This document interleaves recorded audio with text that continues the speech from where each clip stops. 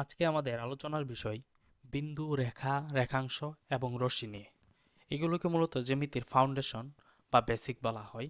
তাদের মধ্যে বিন্দুকে বলা হয় জ্যামিতির ডিএনএ, অর্থাৎ বিন্দু থেকে সবকিছু শুরু। আপনাদের মনে প্রশ্ন জাগতে পারে যে বিন্দু থেকে সবকিছু শুরু কিভাবে? আসলে জ্যামিতির যত আঁকাঝুঁকা অথবা চিত্র আমরা বলি না কেন, এই সব কিছুর সৃষ্টি রেখা, রেখাংশ এবং রশ্মি থেকে। এগুলো ছাড়া আমরা কোনো প্রকার চিত্র আঁকতে পারবো না। তাহলে রেখা, রেখাংশ, রশ্মির উৎপত্তি আবার বিন্দু থেকে, অর্থাৎ অনেকগুলো বিন্দু একসাথে সমষ্টিগতভাবে একটি রেখা অথবা রেখাংশ অথবা রশ্মি তৈরি করে। তো সেই জিনিসটা কিভাবে সে তৈরি করে আমরা ওইটা একটু দেখার চেষ্টা করি। আমরা যদি অনেকগুলো বিন্দু একসাথে পাশাপাশি নেই, এখনো এগুলাকে রেখা বলা যায় না। কিন্তু আমরা যদি বিন্দুর মাঝখানের যে ক্যাপগুলা, এই ক্যাপগুলা যদি আরেকটু ফিল আপ করে দিই, তাহলে কিছুটা বোঝা যাচ্ছে যে এটা একটা রেখার আকৃতি ধারণ করতেছে। আমরা যদি আরেকটু ঘন করে বিন্দুগুলা দেই, তাহলে দেখেন দূর থেকে কিন্তু আমাদের দেখতে মনে হচ্ছে যে এটা একটা রেখা সদৃশ। এবং আরো ঘন করে যদি বিন্দুগুলা দেই, তাহলে আমরা এক পর্যায়ে কি পাবো? ফাইনাল একটা রেখা পাবো। তাহলে খুব সহজে কিন্তু বোঝা যাচ্ছে যে এই যে দেখেন ফাইনালি আমরা একটা কি পেলাম? রেখা পেলাম। তাহলে আমরা অনায়াসে বলতে পারি যে বিন্দু থেকেই মূলত সবকিছু শুরু। তো এখন সেই বিন্দুর বৈশিষ্ট্যগুলো আমরা একটু দেখি। তাহলে বিন্দু মাত্রাহীনতা, অর্থাৎ বিন্দুর কোনো মাত্রা নেই। বিন্দুর দৈর্ঘ্য নেই, প্রস্থ নেই বা উচ্চতা কিছু নেই। এটি শুধুমাত্র একটি অবস্থান নির্দেশ করে। এটি স্থান এর মৌলিক ধারণা বা ইউনিট। অর্থাৎ আমরা যদি কোনো স্থান বা প্লেসকে বোঝাতে চাই, তাহলে আমরা অবশ্যই ওইখানে একটা কি করি? পয়েন্ট বা বিন্দু আঁকি। চিহ্নিতকরণ, তাহলে বিন্দুকে আমরা কিভাবে চিহ্নিত করি? মূলত একটি বিন্দুকে আমরা সাধারণত ইংরেজি আলফাবেট দ্বারা প্রকাশ করি। যেখানে আমরা যদি কোনো বিন্দু, এখানে একটা কোনো বিন্দু নেই, তাহলে আমরা এই বিন্দুটাকে হয়তো এ অথবা বি বা পি এরকম কোনো কিছু আমরা আলফাবেট দিয়ে তাকে চিহ্নিত করব। আমরা গ্রাফ পেপারও বিন্দু বসাই, তখন আমরা তাকে কি বলি? কোনো একটা আলফাবেট দ্বারা প্রকাশ করি। যেমন পি একটা বিন্দু যদি হয় এবং তাকে যদি আমরা একটা গ্রাফ পেপারে বসাই, তাহলে আমরা জানি গ্রাফ পেপারে মূলত আমরা এক্স এবং ওয়াই অক্ষ আঁকি। তাহলে আমরা যদি এক্স অক্ষ অনুভূমিক রেখাটাকে আমরা এক্স অক্ষ দিই এবং উলম্ব রেখাটাকে আমরা ওয়াই অক্ষ দিই, এবং এর মাঝখানে এই গ্রাফের মধ্যে যদি কোনো একটা বিন্দু নেই, তাহলে সেই বিন্দুটাকে আমরা মূলত পি দ্বারা প্রকাশ করলাম, যেখানে এক্স এবং ওয়াই এর স্থানাঙ্ক বসে। তারপর স্থান নির্ধারণ। স্থান নির্ধারণের ক্ষেত্রে আমরা বিন্দু নিয়ে কাজ করি। তাহলে বিন্দু হলো জ্যামিতির ভিত্তি। রেখা, তল এবং ঘনবস্তুর ধারণা তৈরি হয় বিন্দুর উপর ভিত্তি করে। তো বিন্দুর ব্যবহারিক প্রয়োগগুলো কি কি? তো প্রকৌশল এবং স্থাপত্যবিদ্যায়, তার মানে আমরা আর্কিটেকচারাল এবং ইঞ্জিনিয়ারিং ক্ষেত্রে আমরা বিন্দুর ব্যবহারটা খুবই লক্ষ্য করতে পারি। নকশা আঁকার ক্ষেত্রে বিন্দু ব্যবহার করা হয়। তারপরে ভূগোল এবং মানচিত্রে, মানচিত্রের কোনো স্থান বা অবস্থান যদি আমরা চিহ্নিত করতে চাই, সেক্ষেত্রে আমরা বিন্দু ব্যবহার করে থাকি। যেমন শহরের কোনো অবস্থান নির্দেশ করার জন্য আমরা বিন্দু নেই। কম্পিউটার গ্রাফিক্সে পিক্সেল ভিত্তিক চিত্র গঠনে বিন্দুর ধারণা অত্যন্ত গুরুত্বপূর্ণ। তারপর আমরা আমাদের পরের টপিকে চলে যাই, রেখা। যেহেতু আমরা আগেই বলেছি যে বিন্দু থেকেই সব কিছুর তৈরি, তাহলে রেখা।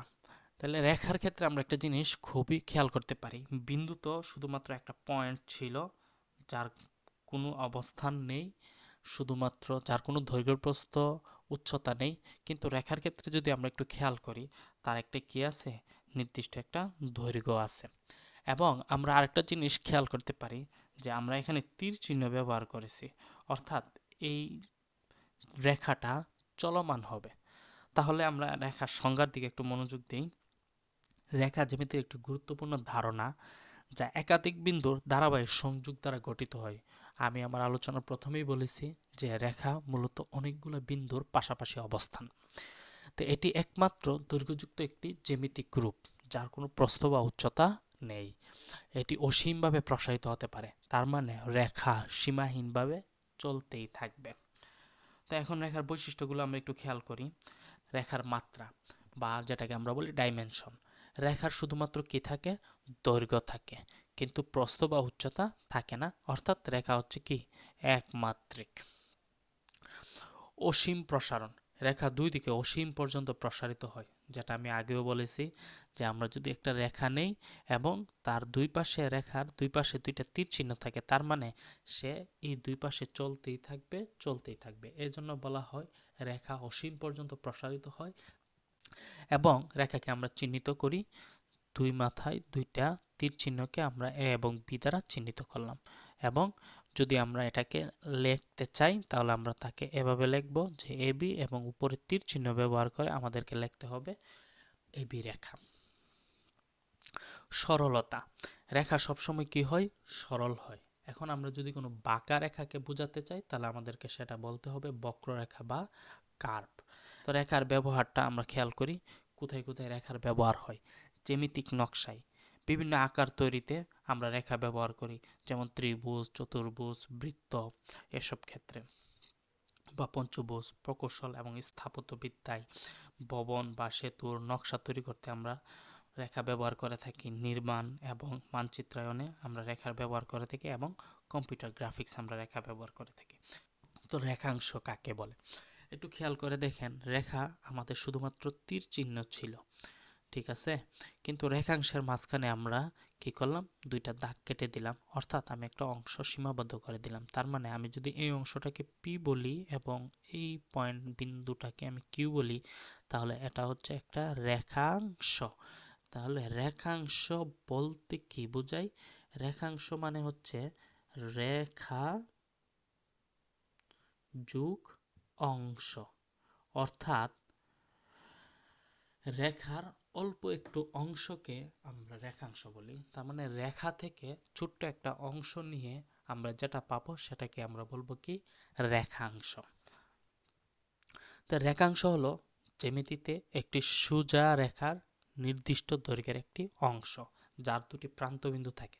দেখেন, রেখার কিন্তু কোনো প্রান্তবিন্দু নাই, কারণ কি? রেখা আনলিমিটেড।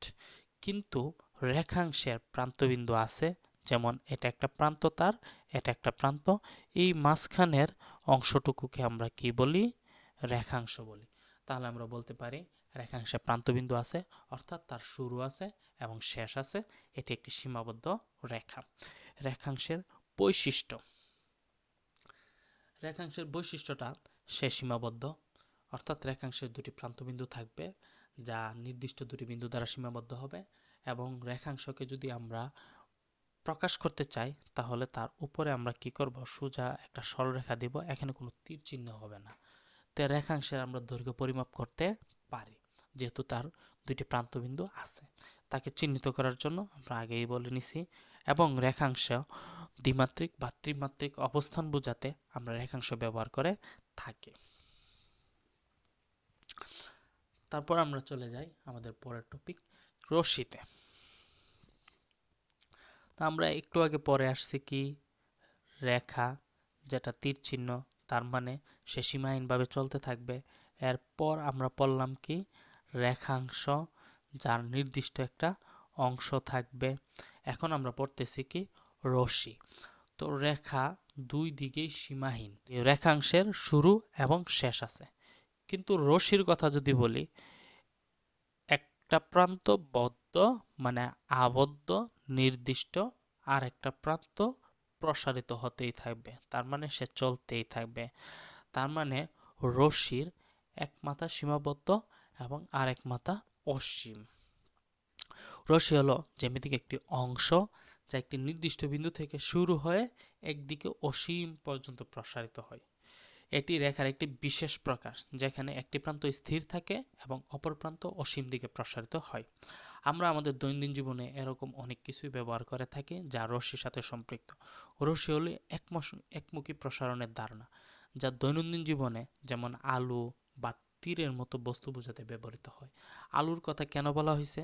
আমরা যখন সূর্য থেকে যখন আলো ছড়াই, অথবা যখন কোনো টর্চ লাইট থেকে আলো ছড়াই, তাহলে আমরা খুব সহজেই কিন্তু বুঝতে পারি যে টর্চ লাইট থেকে যখন আলো ছড়ায় এটা একটা আবদ্ধ স্থান, এবং তার থেকে আলো ছড়িয়ে যাচ্ছেই যাচ্ছে যাচ্ছেই যাচ্ছে এবং আলো সীমাহীনভাবে। অথবা সূর্যের কথা যদি বলি, সূর্যের পয়েন্টটা কিন্তু একটা স্থির বিন্দু, এবং সেখান থেকে আলো চতুর্দিকে ছড়িয়ে পড়তেছে, তার মানে আমরা বলতে পারি এটা একটা প্রান্ত আবদ্ধ এবং অপর আরেকটা প্রান্ত প্রসারিত। তাহলে এটা রশ্মির সাথে তুলনাযোগ্য। রশ্মির বৈশিষ্ট্যগুলো কি কি? এর এক প্রান্ত নির্দিষ্ট থাকে, যাকে আমরা আদিবিন্দু বলি, এবং অপর প্রান্ত অসীম পর্যন্ত চলতে থাকে। দ্বিমাত্রিক বা ত্রিমাত্রিক স্থানে রশ্মিটা থাকতে পারে, এবং একে চিহ্নিত করার ক্ষেত্রে আমরা কি ব্যবহার করি? তাকে alphabet A B P Q যে কোনো একটা আলফাবেট দিয়ে আমরা উপরে একদিকে তীর চিহ্ন ব্যবহার করি। এটা হচ্ছে রশ্মির চিহ্ন। রশ্মির ব্যবহার এবং উদাহরণগুলো আমরা একটু খেয়াল করি। আলো বা তেজস্ক্রিয়তায় সূর্যের আলো বা টর্চের আলো রশ্মির উদাহরণ। এগুলো একটু নির্দিষ্ট বিন্দু থেকে শুরু হয় এবং শুধুমাত্র একদিকে প্রসারিত হয়। ধনুক থেকে যখন আমরা কোনো তীর ছুড়ি, তাহলে ধনুক জিনিসটা এক জায়গায় আবদ্ধ থাকে এবং তীরটা ধনুক থেকে ছুটে সামনের দিকে অগ্রসর হয়, যেটা রশ্মির সাথে তুলনা করা যায়। গাণিতিক চিত্র, আমরা যখন কোনো জ্যামিতির কোণ আঁকি, সেখানে আমরা রশ্মি ব্যবহার করি। যেমন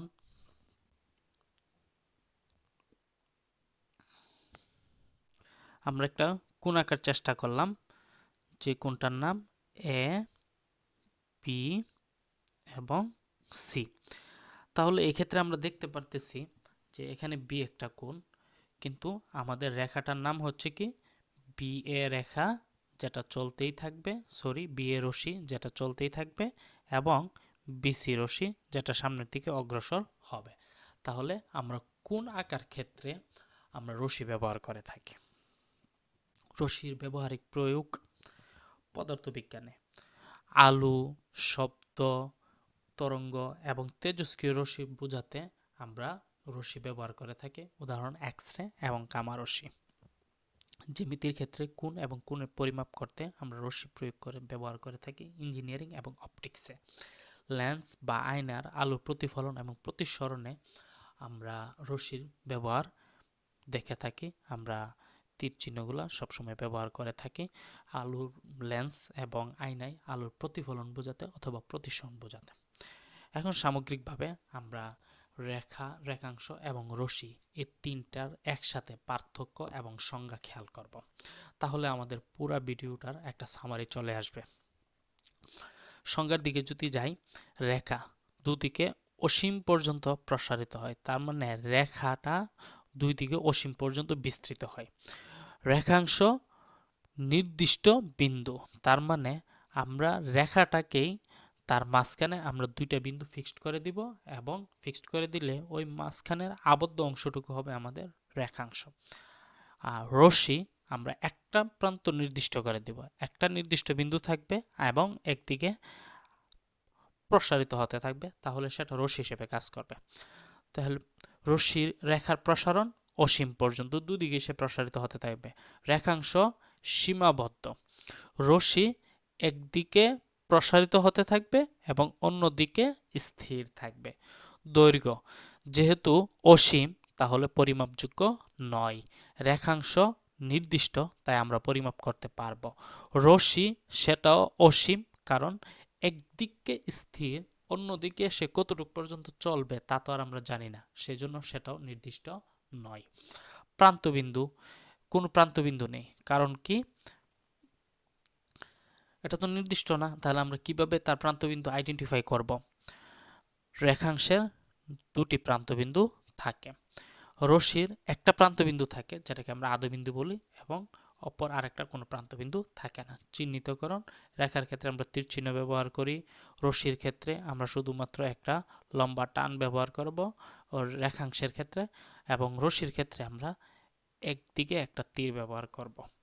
প্রতিনিধিত্ব, সোজা রেখা যা দুই দিকে প্রসারিত হয়। রেখাংশের ক্ষেত্রে সোজা রেখার নির্দিষ্ট একটা অংশ হয়।